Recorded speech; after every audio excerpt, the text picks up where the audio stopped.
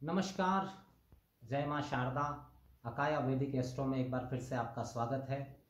मैं हूं पंडित श्याम भारद्वाज और आज मैं उपस्थित हुआ हूं आने वाले सप्ताह यानी कि 21 अक्टूबर 2024 से लेकर 27 अक्टूबर 2024 तक का राशिफल लेकर। कैसा रहने वाला है ये सप्ताह सभी 12 राशियों के लिए, और क्या करना चाहिए इस दौरान और क्या नहीं करना चाहिए। जैसा कि मैं हमेशा बताता हूँ, मेरा ये जो राशि है ये चंद्र राशि आधारित है।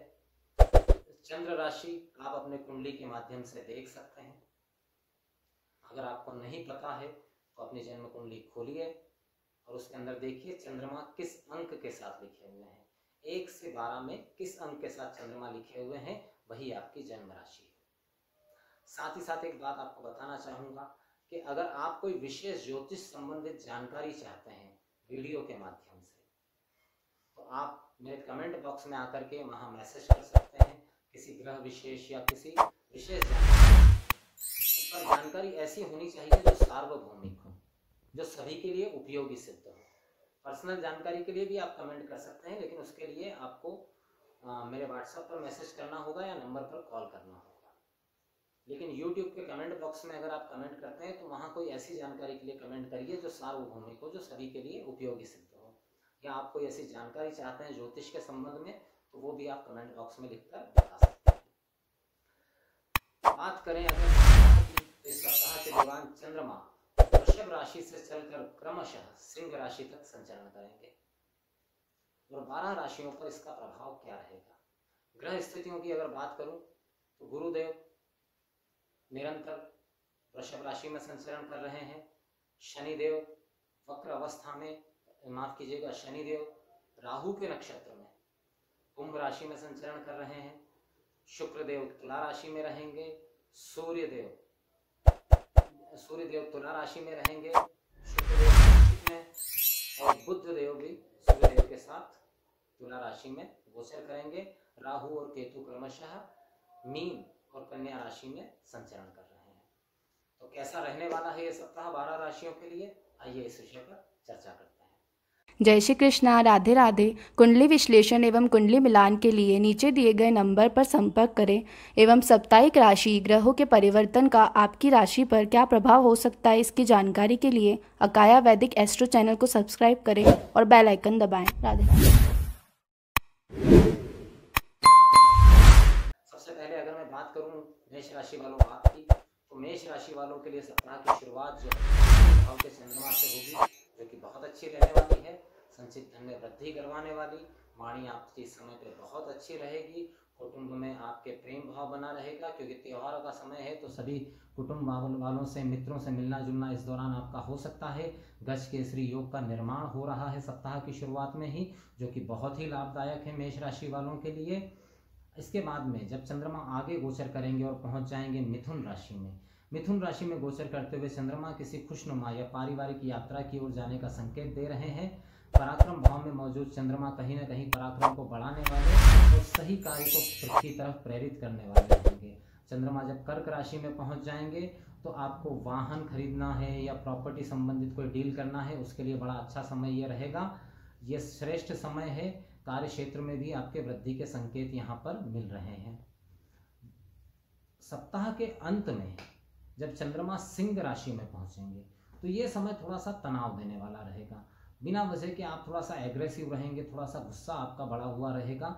इस संबंध में थोड़ा सा आपको सावधान रहना है। बात करें अगर कालचक्र की दूसरी राशि वृषभ राशि के विषय में, तो गोचर जो है वो वृषभ राशि से ही शुरू होगा। बहुत ही अच्छा गज केसरी योग के साथ में शुरुआत होगी आपके सप्ताह की, जो कि बहुत ही श्रेष्ठ रहने वाला है। सप्ताह अच्छा साबित होगा आपके लिए। मन आपका प्रफुल्लित रहेगा, आनंददायी वातावरण आपको महसूस होगा अपने घर परिवार के अंदर। अपने मन के अंदर भी आप थोड़ी प्रसन्नता अनुभव करेंगे। हाँ, बस थोड़े से ज़रूरत से ज़्यादा भावुक आप हो सकते हैं, तो थोड़ा ज़्यादा भावुक होकर कोई निर्णय मत लीजिएगा। दाम्पत्य सुख में वृद्धि होगी। अविवाहित लोगों के विवाह की बातचीत होने की या बातचीत तय होने की संभावना भी बनी हुई रहेगी। सप्ताह जब आगे बढ़ेगा और चंद्रमा जब मिथुन राशि में पहुंच जाएंगे तो द्वितीय भाव में भी चंद्रमा कहीं ना कहीं धन वृद्धि कराने वाले ही सिद्ध होंगे। धन में वृद्धि का संकेत यहाँ पर मिल रहा है। आप अपनी वाणी के द्वारा अपने बहुत सारे कार्यों को पूर्ण कर लेंगे। आगे जब सप्ताह बढ़ेगा और चंद्रमा कर्क राशि में पहुंच जाएंगे तो कहीं ना कहीं आपका मन जो है वो कहीं ना कहीं घूमने फिरने जाने का करेगा। घर से बाहर परिवार के साथ में किसी यात्रा पर जा सकते हैं। यात्रा बड़ी खुशनुमा रहेगी, पराक्रम में आपके वृद्धि रहेगी। भले यात्रा करने के दौरान भी आपका ध्यान जो है वो आपके कार्य की तरफ पूरा बना हुआ रहेगा और कार्य क्षेत्र में भी सफलता की संभावना बनी हुई है। सप्ताह के अंत में चौथे भाव में गोचर करते हुए चंद्रमा थोड़ा सा मानसिक तनाव देने वाले हैं। शायद माता के साथ में आपका कोई विवाद या कोई टेंशन वाली स्थिति यहाँ पर कर सकते हैं। चंद्रमा इस मामले में सावधान रहिएगा। माता के स्वास्थ्य भी थोड़ा सा डिस्टर्ब हो सकता है। इस समय पे वाहन थोड़ा सावधानी से चलाएं। चोट एक्सीडेंट की संभावना भी यहाँ पर बनी हुई है। बात करते हैं काल चक्र की तीसरी राशि मिथुन राशि के विषय में। देखिए, सप्ताह की शुरुआत जो है वो थोड़े से खर्च के साथ हो रही है। बिना वजह का खर्च नहीं होगा, लेकिन थोड़ा सा खर्च इस समय पे बढ़ेगा जरूर। आपका खर्च आपका बढ़ेगा। यात्रा अगर इस दौरान करते हैं तो यात्रा आपकी अच्छी रहेगी, यात्रा रहेगी। थोड़ा सा शत्रुओं से आप थोड़ा सा परेशान रह सकते हैं। शत्रु आपको कहीं ना कहीं तनाव देने वाली स्थितियों को यहाँ पर पैदा कर सकते हैं। आगे जब चंद्रमा राशि परिवर्तन करेंगे और मिथुन राशि में यानी कि आपकी ही राशि में पहुंच जाएंगे तो वहां पर प्रभाव आपका श्रेष्ठ रहेगा। कहीं ना कहीं आप अपने कार्य क्षेत्र में एक अच्छा प्रदर्शन करेंगे। आपकी वाणी से आपके व्यक्तित्व का विकास होगा। ये फायदेमंद स्थिति यहाँ पर दिखाई दे रही है। चंद्रमा जब आगे बढ़ जाएंगे और पहुंच जाएंगे कर्क राशि में तो कर्क राशि में कहीं ना कहीं आपकी वाणी से आप बहुत सारे कार्यों को बना लेंगे। संचित धन में वृद्धि का संकेत यहाँ पर मिल रहा है। कौटुंब में भी अगर कहीं कुछ विवादास्पद स्थिति चल रही थी तो उस विवादास्पद स्थिति का भी पटाक्षेप होगा। सप्ताह के अंत में सिंह राशि में गोचर करते हुए चंद्रमा वैसे तो ठीक हैं, पराक्रम को बढ़ाने वाले, लेकिन क्योंकि शनिदेव की दृष्टि से दृष्ट हैं तो शायद हो सकता है व्यर्थ का पराक्रम ज़्यादा हो जाए। संभव हो तो इस दौरान कोई यात्रा ना करें। यात्रा इस समय पे आपके लिए लाभदायक सिद्ध नहीं होगी। सप्ताह के अंत में यात्रा करने से बचें और कोई बड़ा निर्णय लेने से बचें, क्योंकि आप में इस समय हिम्मत बहुत रहेगी लेकिन आप निर्णय लेने में जल्दबाजी कर सकते हैं। तो सप्ताह के अंत में थोड़ी सावधानी है। बाकी सप्ताह मिथुन राशि वालों के लिए बढ़िया है। बात करते हैं काल चक्र की चौथी राशि कर्क राशि के विषय में। बहुत ही बढ़िया। सप्ताह की शुरुआत धन लाभ के साथ हो रही है। निश्चित रूप से सप्ताह की शुरुआत में आपको धन लाभ होगा। जो भी आपका धन अटका हुआ था, जो भी समस्या थी, उन समस्याओं से आपको निजात मिलेगी। आप इन्वेस्टमेंट करना चाहते हैं तो उसके लिए बढ़िया समय है। इन्वेस्टमेंट आपको अच्छा लाभ देकर जा सकता है इस दौरान। सप्ताह जब आगे बढ़ेगा और चंद्रमा मिथुन राशि में पहुंच जाएंगे, देखिए इस समय पे कोई अनचाही यात्रा हो सकती है जो खर्च बढ़ा दे। मतलब ऐसी यात्रा जो आप करना भी नहीं चाहते लेकिन मजबूरीवश करनी पड़ सकती है। किसी परिवार वाले व्यक्ति की वजह से या किसी और वजह से कोई यात्रा करनी पड़ सकती है, लेकिन यात्रा में थोड़ी सावधानी रखें। को खर्च को ओवर ना होने दें, क्योंकि खर्च थोड़ा इस समय पे बढ़ेगा। और साथ ही साथ अपने स्वास्थ्य का ध्यान रखिएगा, क्योंकि स्वास्थ्य में कफ जनित समस्याएं इस दौरान आपको हो सकती है। सप्ताह जब आगे बढ़ेगा तो चंद्रमा कर्क राशि में पहुंच जाएंगे, आपकी ही राशि में रहेंगे। निश्चित रूप से व्यक्तित्व में वृद्धि करेंगे। आपके कार्य क्षेत्र में आपका कंसंट्रेशन बढ़ेगा, काम में आपका मन लगेगा, व्यक्तित्व में आपके बढ़ोतरी होगी। परिवार समाज में कहीं ना कहीं आपको सम्मान प्राप्ति की भी संभावना है। सप्ताह के अंत में सिंह राशि में गोचर करते हुए चंद्रमा कहीं ना कहीं वाणी पर संयम रखने की सलाह दे रहे हैं। गलत जगह पर गलत बात बोलकर कहीं आप कोई उलझन ना खड़ी कर लें। साथ ही साथ स्वास्थ्य का ध्यान रखें। गले, नाक और मुंह से संबंधित कोई समस्या आपको हो सकती है, उस मामले में आपको सावधान रहना है। बात करते हैं काल चक्र की पांचवी राशि सिंह राशि के विषय में। देखिए, सिंह राशि के लिए सप्ताह की जो शुरुआत है वो दशम भाव के चंद्रमा से हो रही है, जो कहीं ना कहीं सिर्फ एक सेक्टर अगर छोड़ दें तो वो सेक्टर क्या है? एक तो माता का स्वास्थ्य, दूसरा वाहन का रखरखाव और तीसरी चीज जो है भूमि संबंधित कोई सौदा। इन तीन चीजों से आप बच कर रहिएगा।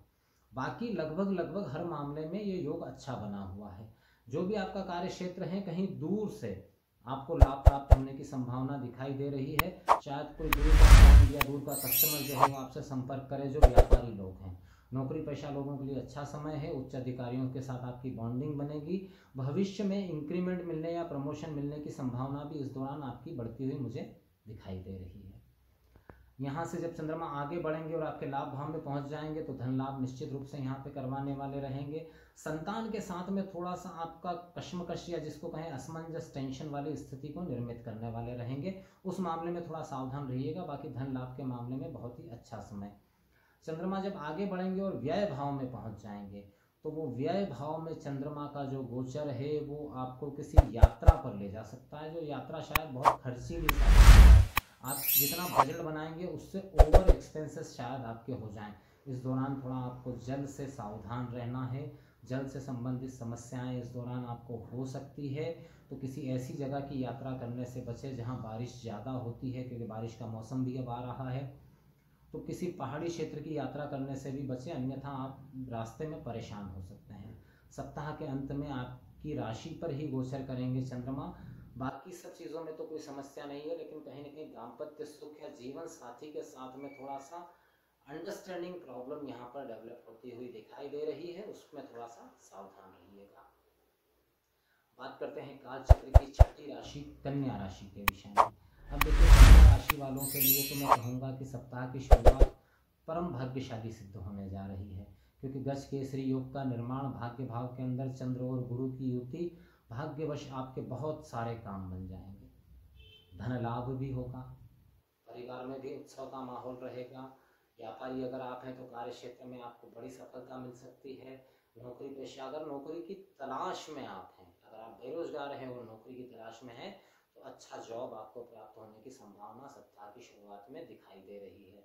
सप्ताह जब आगे बढ़ेगा और चंद्रमा मिथुन राशि में पहुंच जाएंगे तो वहाँ कुछ आप थोड़ा सा अपने अधीनस्थों से परेशान रह सकते हैं। जो लोग आपके अंडर में काम करते हैं उनके साथ में थोड़ा सा आपका सामंजस्य बैठाने में आपको समस्या आ सकती है, लेकिन कार्य क्षेत्र आपका अच्छे से चलता है। सप्ताह जब आगे बढ़ेगा और चंद्रमा कर्क राशि में पहुंच जाएंगे तो यहाँ पर धन लाभ की संभावनाओं को देने वाले रहेंगे। यहाँ पर चंद्रदेव धन लाभ आपको निश्चित रूप से इस दौरान होने वाला है। सप्ताह के लगभग अंतिम समय की बात ये मैं बता रहा हूँ कि वहाँ पर रुका हुआ कोई धन आपको प्राप्त हो सकता है। कहीं इन्वेस्टमेंट आपने किया था तो वो इन्वेस्टमेंट का रिटर्न आपको मिल सकता है। अच्छा समय रहेगा। सप्ताह के अंत में आपको स्वास्थ्य का ध्यान रखना है, क्योंकि चंद्रमा सिंह राशि में 12वें भाव में पहुंच जाएंगे।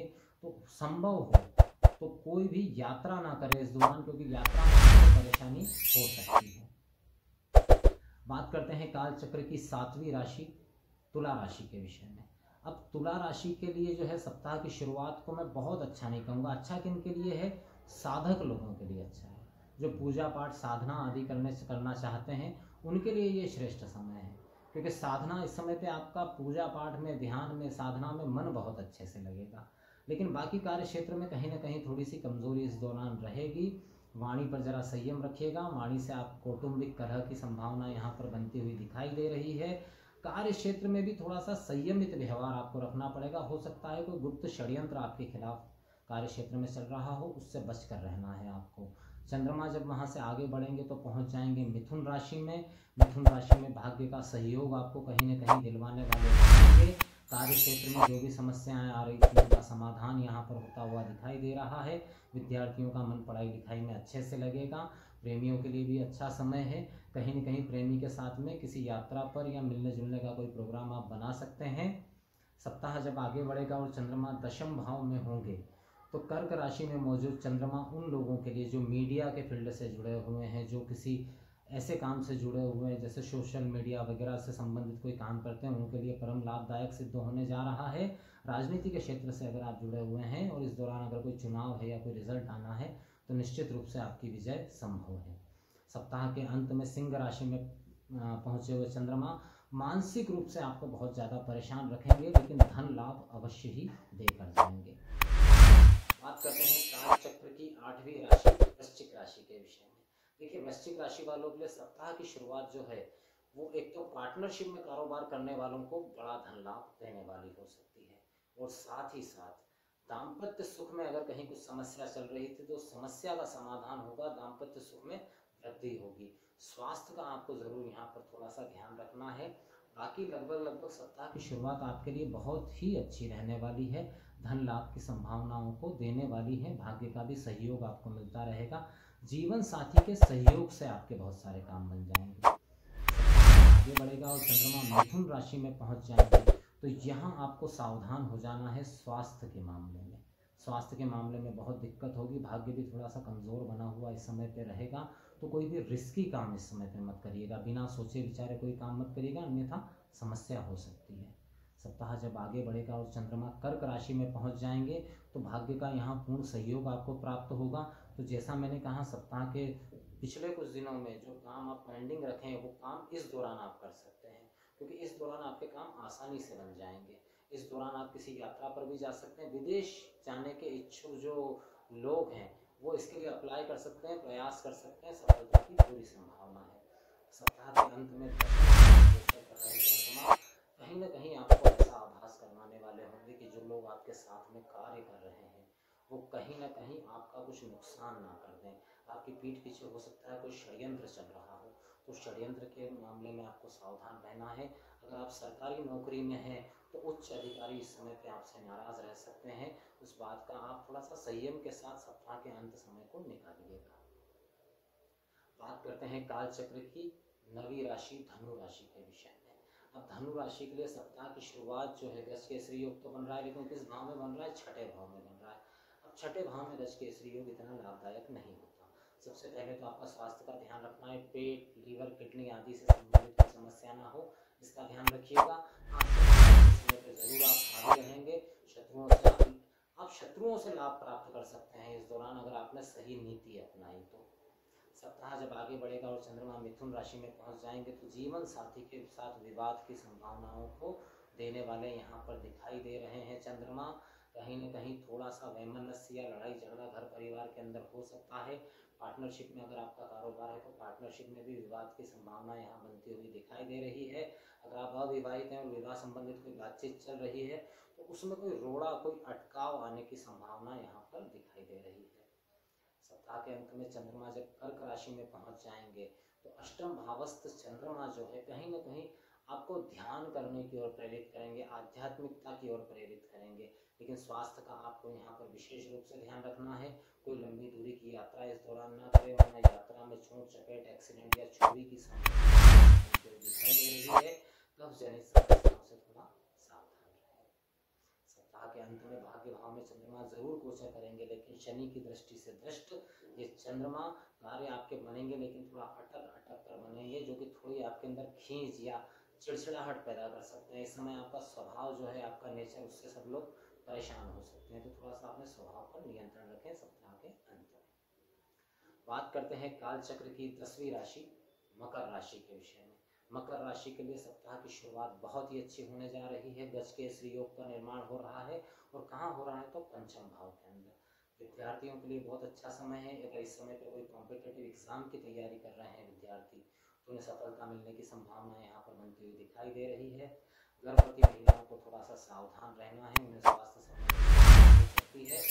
संतान की वजह से आपको कोई लाभ प्राप्त होता हुआ यहाँ पर दिखाई दे रहा है। धन लाभ की भी पूरी संभावना है। बात करते हैं चंद्रमा जब यहाँ पर तो पहुंचेंगे मिथुन राशि में। मिथुन राशि में गोचर करते हुए चंद्रमा आपके लिए लाभदायक है। लाभदायक कैसे हैं? तो इस समय पर आपके शत्रु शांत रहेंगे। अगर कर्ज लेन देन का कुछ मैटर चल रहा था तो उसमें कहीं न कहीं उस मैटर को सॉर्ट आउट करने में आपको सफलता यहाँ पर मिलती हुई दिखाई दे रही है। चंद्रमा का यहाँ पर प्रभाव अच्छा है। यहीं से आगे बढ़ेंगे चंद्रमा तो पहुँच जाएंगे कर्क राशि में, जो कि सप्तम भाव में रहेंगे। तो इस समय पे जीवन साथी के साथ में आपका सामंजस्य अच्छा रहेगा। थोड़ा सा जीवन साथी के साथ में प्रेम पूर्वक व्यवहार करिएगा, और किसी भी कार्य करने से पहले अगर आप जीवन साथी की एक बार सलाह ले लेंगे तो वो आपके लिए लाभदायक सिद्ध हो सकती है।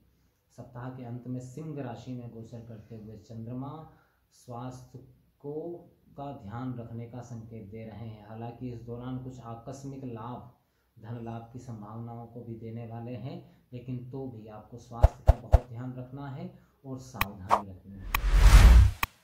बात करते हैं काल चक्र की 11वीं राशि कुंभ राशि के विषय में। अब देखिए, अगर कुंभ राशि की मैं बात करूं तो कुंभ राशि के लिए चौथे भाव से गोचर शुरू होगा। गज केसरी योग का निर्माण, अगर कोई नया वाहन खरीदना चाहते हैं, प्रॉपर्टी संबंधित कोई कार्य करना चाहते हैं, उसके लिए श्रेष्ठ समय है। माता के साथ आपके संबंध मजबूत होंगे। आपके सुख में वृद्धि होगी, सुख में वृद्धि होगी, सुख साधनों में वृद्धि की संभावना यहाँ पर दिखाई दे रही है। सप्ताह जब आगे बढ़ेगा और चंद्रमा मिथुन राशि में पहुंच जाएंगे उस समय पे थोड़ा आपको मानसिक विकार रहेगा। नकारात्मक विचार आप पर हावी रह सकते हैं। थोड़ा सा नकारात्मक विचारों से बचने का प्रयास आप इस समय पे ज़रूर करिएगा। संतान के साथ में सहज व्यवहार रखिएगा, क्योंकि संतान के साथ में कोई विवाद की स्थितियां बन सकती है। प्रेमियों के बीच में कहीं ना कहीं कुछ डाउट, शक, संदेह वाली स्थितियों के कारण थोड़ा सा आप लोगों का विवाद हो सकता है। सप्ताह जब आगे बढ़ेगा तो चंद्रमा पहुंच जाएंगे कर्क राशि में और वो छठे भाव में रहेंगे। छठे भाव में मौजूद चंद्रमा कहीं ना कहीं कोई लोन आदि के लिए अगर आप प्रयास कर रहे थे तो उसमें सफलता दिलाने वाले रहेंगे। अगर आपने किसी को उधार धन दे रखा है, प्राप्त नहीं हो पा रहा तो इस दौरान प्रयास करिए, पूरी संभावना है कि आपको प्राप्त हो। इस दौरान यात्राओं से बचने का प्रयास करिएगा क्योंकि मौसम जनित बीमारियां इस समय पे आपको हो सकती है। सप्ताह के अंत में सिंह राशि में गोचर करते हुए चंद्रमा दाम्पत्य सुख को खराब करने की स्थितियों को पैदा करेंगे। कहीं ना कहीं पार्टनर या लाइफ पार्टनर या बिजनेस पार्टनर के साथ में विवाद की संभावनाओं को यहाँ पर बढ़ाने वाले रहेंगे। थोड़ा सा आत्मसंयत रहेगा। इस समय आपका क्रोध बहुत ज़्यादा बढ़ा चढ़ा रहेगा, तो क्रोध को थोड़ा सा नियंत्रित रखिएगा। बात करते हैं काल चक्र की अंतिम राशि मीन राशि के विषय में। अब मीन राशि के लिए तीसरे भाव में गुरु और चंद्र का यह योग बनने जा रहा है। सप्ताह की शुरुआत में आप कोई धार्मिक यात्रा कर सकते हैं या घर में किसी धार्मिक कार्य का आयोजन कर सकते हैं। इस समय धर्म संबंधित कार्यों में आप बहुत बढ़ चढ़कर हिस्सा लेंगे जो आपके लिए लाभदायक भी सिद्ध होगा। कहीं न कहीं भाग्य का सहयोग भी पूर्ण रूप से आपको प्राप्त यहाँ पर हो रहा है।